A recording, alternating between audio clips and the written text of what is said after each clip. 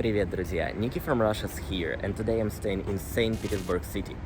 I'm going to vlog a good part of my day today. With my friend Ricardo, we have a mission of getting the best possible shot of Lakhta Center, the tallest building in Russia and in Europe.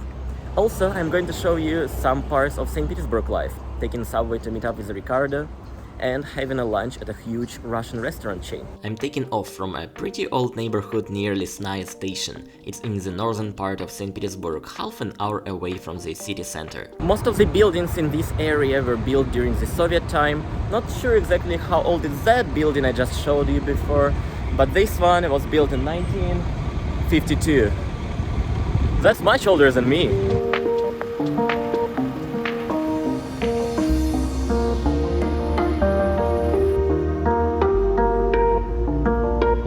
Here's a few things you should know about St. Petersburg subway. It's one of the deepest subways in the world, with Admiralteyskaya station being about 90 meters below the ground, and Lesnaya station, the one I'm going right now, being about 60 to 70 meters below the ground. It takes quite a long time taking the escalator actually.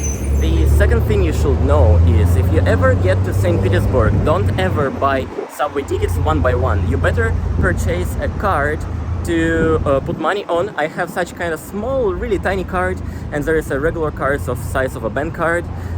It's about 30% cheaper to use them, but what's more important, you don't need to wait a long line of people waiting to get your ticket. That's how the entrance looks like, quite old style. This station was built back in 1975 and didn't really change since that time. Except these useless machines, of course. You can see them at every station. And this machine is where I usually put money onto the transport card. The system is old but tourist friendly. Maybe soon it will be more like in Moscow, where people can top up the card balance online. But before that, St. Petersburg subway is no different from what it was decades ago. And the third thing that you should know about Russian subway, you should use mask while taking public transport here in Russia this year, but many people just don't do it, like the majority of people. This escalator takes about 2 minutes to get downstairs, and that's how Lesnaya station looks like. Bright and functional. The train is less bright but still functional. This subway line is the oldest in the city, and the trains are too. I got off at Ploshchad Vostania station. It's one of the most central stations in St. Petersburg. It reminds me Moscow subway, which is very beautiful and sometimes looks like a museum with all the decorations and tiny details.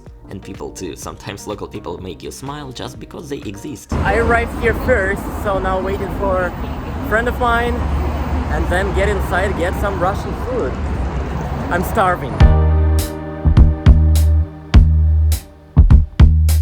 This place is Nevsky Prospekt, the most central street in the city. It's where locals and tourists like going to hang out, and if you ever visit St. Petersburg, you will surely stroll along this street. The building at the right is Moscow railway stations. All trains from Moscow arrive here. Old-style taxis wait for tourists here, but locals prefer to use Uber. It's cheaper and much more convenient. The restaurant we are going today is something that local people like, but I don't really understand. Unlike to places like KFC, which is a fast food spot, or this Russian dumpling cafe which only serves dumplings, Tokyo City restaurant has all kinds of food you might think of. It doesn't really have a specialization, and it's really huge.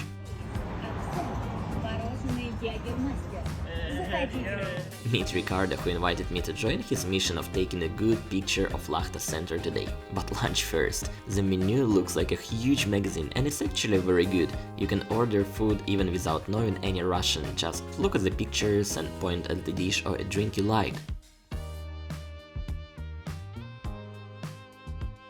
They also have special lunch deals named after cities around the world. I got the meal called Beijing, and Ricardo got Orlando. So I chose this dish because I actually lived in China for many years and I kinda miss Chinese food. Here's what you get for 290 rubles, that's exactly $4 for now. The first dish is sour sweet chicken with rice. Somehow it goes together with parsley and dill, which are very Russian. Overall, it's such a weird combination, but still delicious. I also had a miso soup, which is a Japanese dish, and a cabbage salad, which tasted very much like German kraut salad.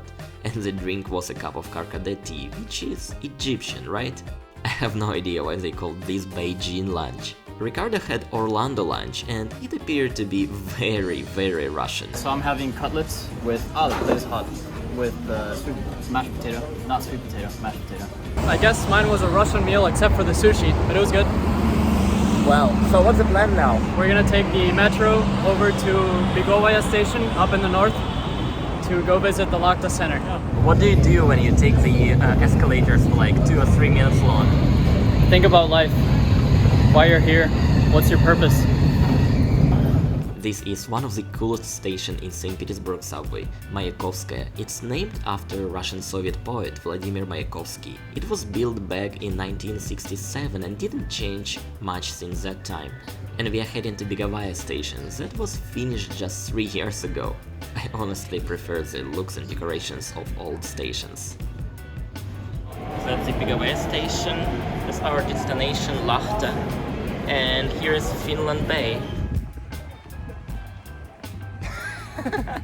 I just turned camera and I didn't know what to say.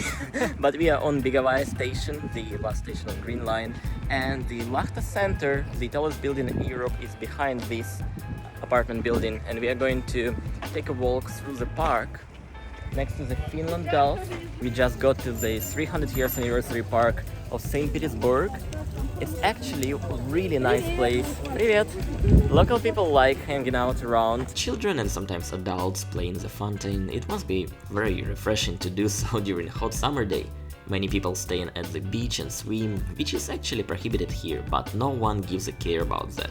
Someone comes here for a picnic, and overall I see such a lovely weekend vibe. So the final destination of today is the Lakhta Center.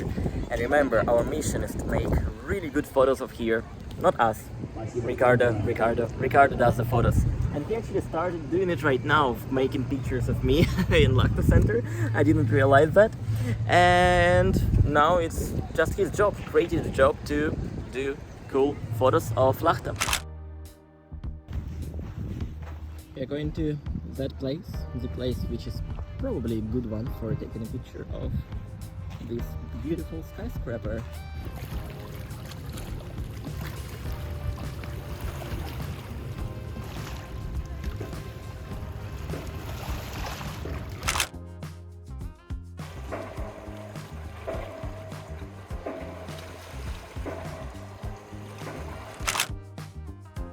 I'm just sitting here watching Ricardo doing the work, and I want to recommend you guys checking out his YouTube account where he posts really nice videos from St. Petersburg, and also Instagram account with cool shots of architecture from Russia. If you have one best advice for a beginner photographer, what would you suggest? Just go out and shoot everything. Always look for a good composition, but don't be afraid to break the rules of composition as well. Look up the rule of thirds. Look up a good explanation of that, and then you're set. Niki from the future is here, and I have some good news. Finally, I'm ready to bring this channel back to life with regular weekly uploads, mostly because of my Patreon community support. Huge thanks for that, and see you next week.